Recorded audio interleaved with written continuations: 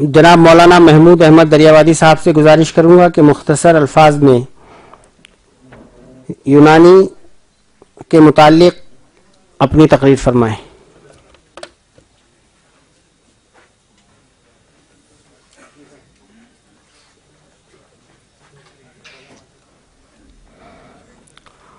بسم اللہ الرحمن الرحیم. صدر مجلس علی جناب ڈاکٹر سید فاروق صاحب،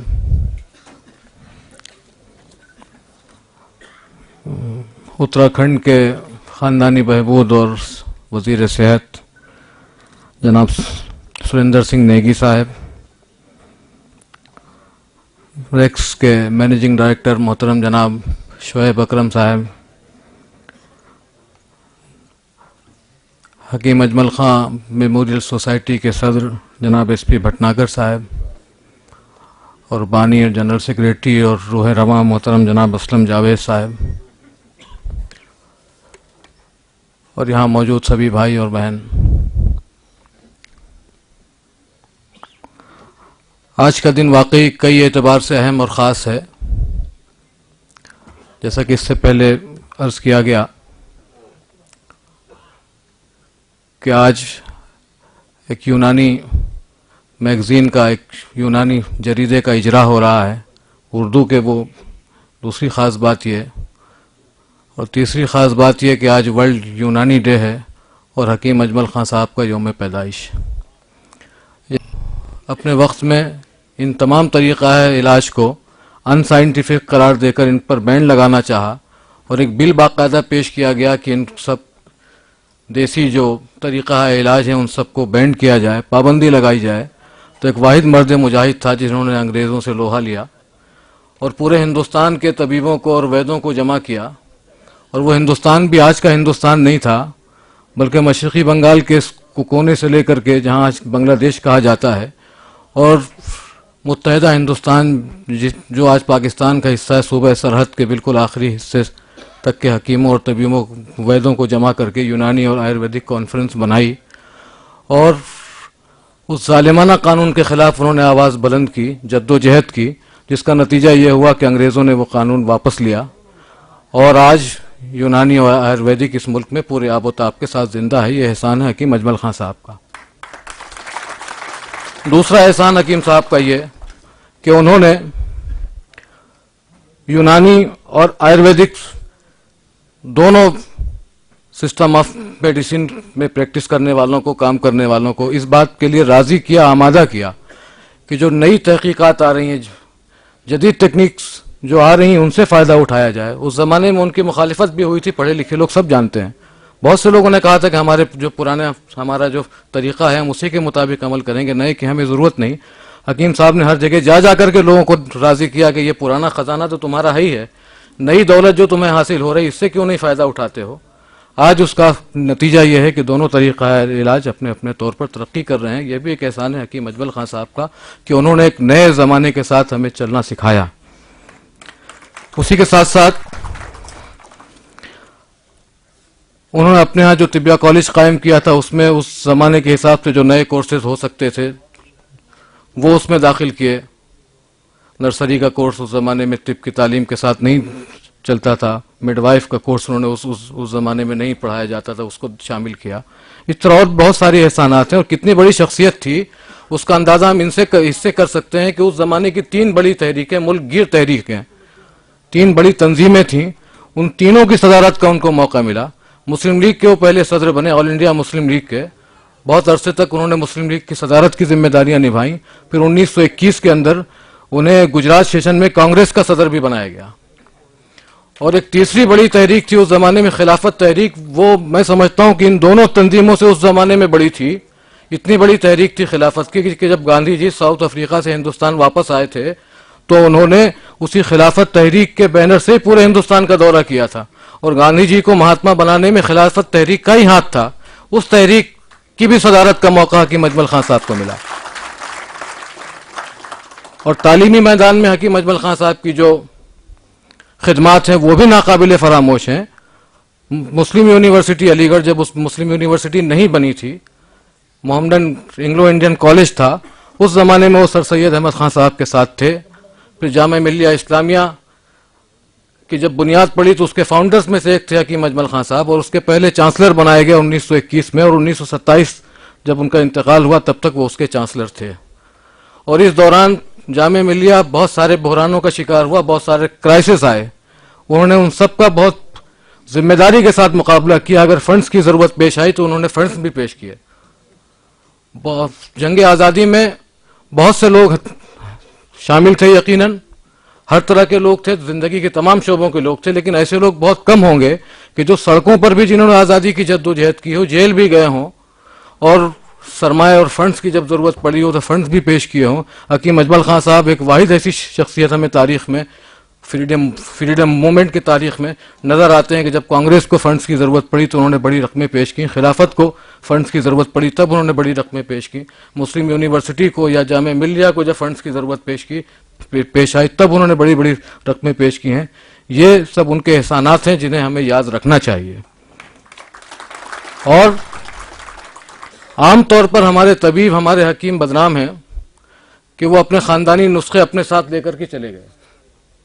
عام طور پر ہم یہی سنتے ہیں کہ پہلے ایسے حکیم تھا, ایسا ایسا فائدہ ہوتا تھا, وہ سارے نسخے وہ اپنے ساتھ حکیم لے کر کے چلے گئے. لیکن حکیم اجمل خان صاحب نے ایسا نہیں کیا. ان کا ایک دواخانہ تھا, بہت بڑا دواخانہ, ہندوستانی دواخانہ. اس زمانے میں ہندوستان کا سب سے بڑا دواخانہ تھا. ہندوستان کے سارے کونے میں, ایک ایک کونے میں, ایک ایک گاؤں میں اس کی دوائیں اس زمانے میں ملا کرتی تھیں. وہ دواخانہ بھی انہوں نے حکومت کو دے دیا, اور اس دواخانے کے تحت جو ان کے خاندانی نسخے برسا برس صدیوں سے جو تحقیق شدہ نسخے تھے وہ بھی انہوں نے اس کو دے دیے. اس کے تحت جو دوائیں بنتی تھیں اس کا مجھے تجربہ ہے, اس لیے کہ 1978 سے 1980 تک بھی کچھ نہ کچھ دوائیں ان کی سپلائی ہوتی تھیں.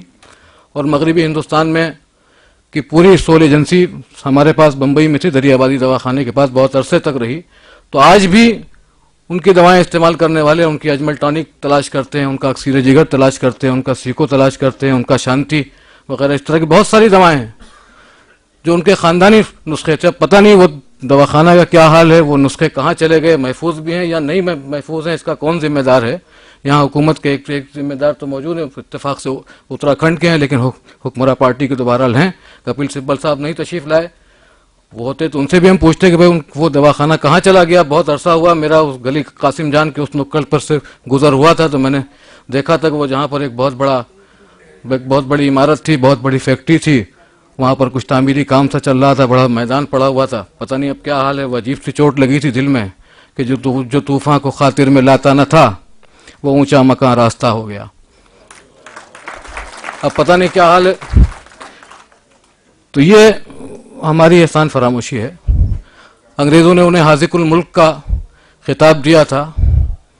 نان کوآپریشن موومنٹ کے تحت جب سارے لوگوں نے خطاب واپس کیے تو انہوں نے بھی اپنا خطاب واپس کیا. سارے ہندوستان نے مل کر کے گاندھی جی کے ذریعے انہیں مسیح الملک کا خطاب دیا, جو آج بھی ان کے نام کا حصہ ہے. لیکن یہ سب آزادی سے پہلے کی بات ہے.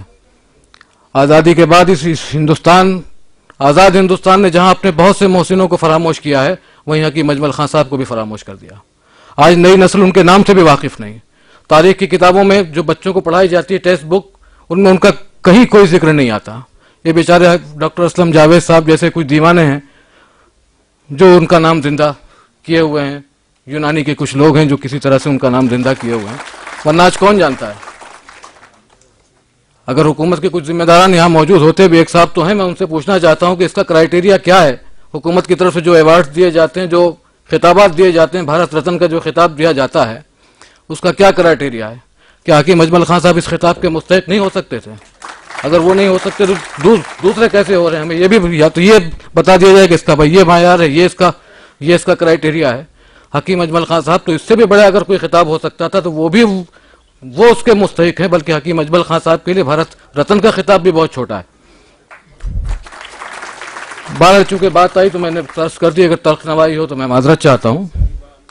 دوسری بات کہ آج ایک طبی میگزین, وہ بھی اردو کا میگزین جاری ہو رہا ہے. اردو کا حال اس آزاد ہندوستان میں جو ہے وہ ہم بھی جانتے ہیں, آپ بھی جانتے ہیں, حکومت کے سارے ذمہ دار بھی جانتے ہیں.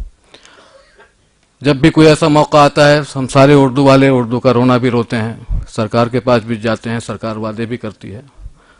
یہ نیا میگزین آ رہا ہے, یہ بھی یقیناً ان تمام حالات کا شکار ہوگا، وہ تمام مسائل کا سامنا بھی کرے گا جن کا اردو اخبار اور رسائل کرتے ہیں۔ اور ہمارے جو ذمہ دار یہاں موجود ہیں، جو بھی اور آنے والے ہیں، کپل سبل صاحب، وہ بھی حسب عادت یقین دلائیں گے، وعدے بھی کریں گے۔ ہمارا کام ہے کہنا، اپنا دل کا درد رکھنا، ان کا کام ہے وعدے کرنا۔ یہ سلسلہ کل بھی جاری تھا، آج بھی رہے گا، اور انشاءاللہ کل بھی ہم لوگ اسی طرح سے اپنی بات کہیں گے اور وعدے سنیں گے۔ تیرے وعدے پر جیے ہم تو یہ جان جھوٹ جانا، تیرے وعدے پر جیے ہم تو یہ جان جھوٹ جانا، کہ خوشی سے مر نہ جاتے اگر اعتبار ہوتا۔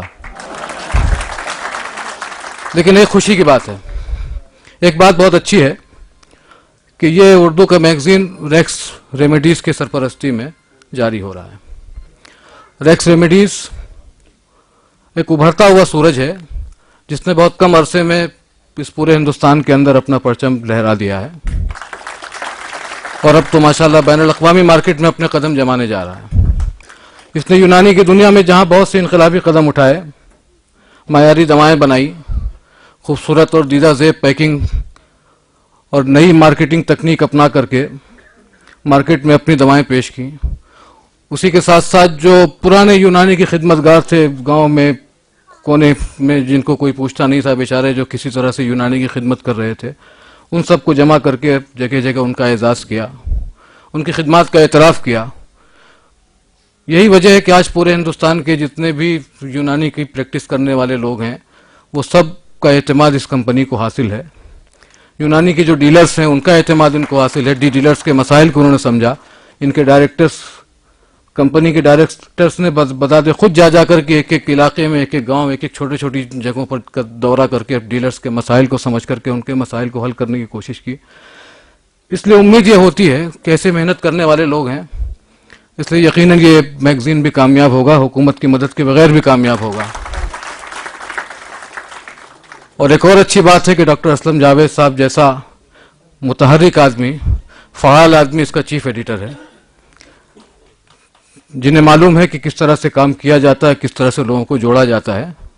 ایسا فعال اور متحرک آدمی ان کا چیف ایڈیٹر اس میگزین کا بن رہا ہے، اس لیے اور زیادہ امید پائی جاتی ہے، بلکہ یقین ہو گیا ہے کہ یہ میگزین یقیناً ایک انقلابی قدم ہوگا، ایک تاریخی قدم ہوگا۔ میں زیادہ بات نہ کرتے ہوئے صرف شکریہ ہی ادا کروں گا آخر میں اجمل خان میموریل سوسائٹی کے ذمہ داران کا، ڈاکٹر اسلم جاوید صاحب کا، ریکس ریمیڈیز کے ذمہ داران کا، کہ انہوں نے اس خوبصورت اور باوقار تقریب میں مجھے حاضری کا موقع دیا، اور اپنی اس تلخ نوائی کی حکومت کے ذمہ داروں سے معذرت کے ساتھ آپ سب حضرات کا بھی شکریہ ادا کرتا ہوں کہ میری ان بے ترتیب باتوں کا، ٹوٹی پھوٹی باتوں کو آپ نے توجہ سے سنا۔ انشاءاللہ پھر کوئی موقع آئے گا تو یار زندہ صحبت باقی۔ السلام علیکم۔